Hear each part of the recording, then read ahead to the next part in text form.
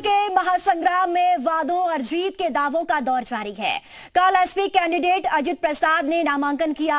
उन्होंने मिल्कीपुर के उपचुनाव को घर और बाहर वाले की लड़ाई बताया और बड़े अंतर से जीत का दावा किया है। वहीं बीजेपी ने भी कहा कि मिल्कीपुर में साइकिल पंचर होगी, खिलेगा कमल ही।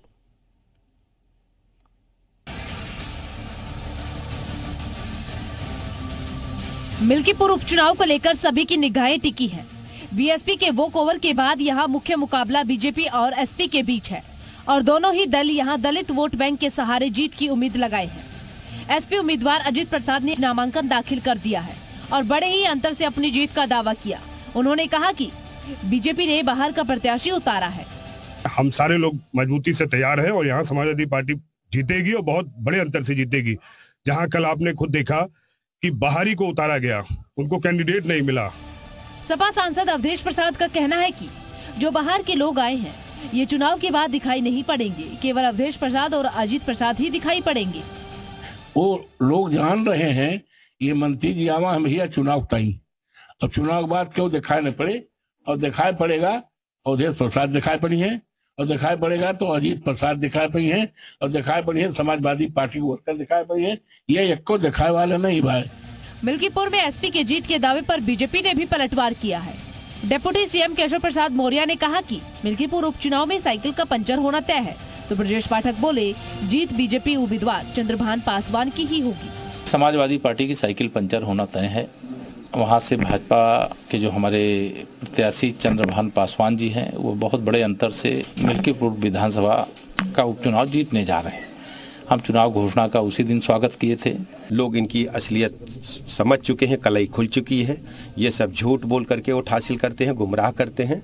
माननीय मोदी जी के नेतृत्व में, माननीय योगी जी के नेतृत्व में भारतीय जनता पार्टी ने उत्तर प्रदेश के जन जन का भरोसा जीता है और आप देखेंगे मिल्कीपुर उपचुनाव भी भारतीय जनता पार्टी प्रचंड बहुमत के साथ जीतेगी। लेकिन कांग्रेस मिल्कीपुर में एसपी की मुश्किलें बढ़ा सकती है। INDA या गठबंधन में तल्खी के बीच कांग्रेस भी अपना उम्मीदवार उतार सकती है। कि मिल्कीपुर में बहुत से ऐसे ऊर्जावान हमारे वहाँ स्थानीय नेता हैं, कार्यकर्ता हैं जो लड़ना चाहते हैं और लड़ेंगे तो भारतीय जनता पार्टी अवश्य चुनाव वहाँ हारेगी।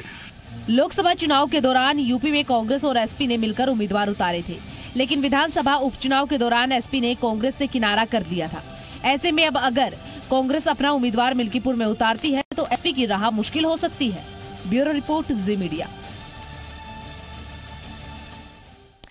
तो मिल्कीपुर में सियासी पारा कितना गर्म हो चुका है, ज्यादा जानकारी के लिए प्रवेश हमारे साथ जुड़ चुके हैं। प्रवेश, अब जो जंग है वो तेज हो चुकी है समाजवादी पार्टी और बीजेपी के बीच, लेकिन यहाँ पर और भी कई दल है जो चुनावी मैदान में है।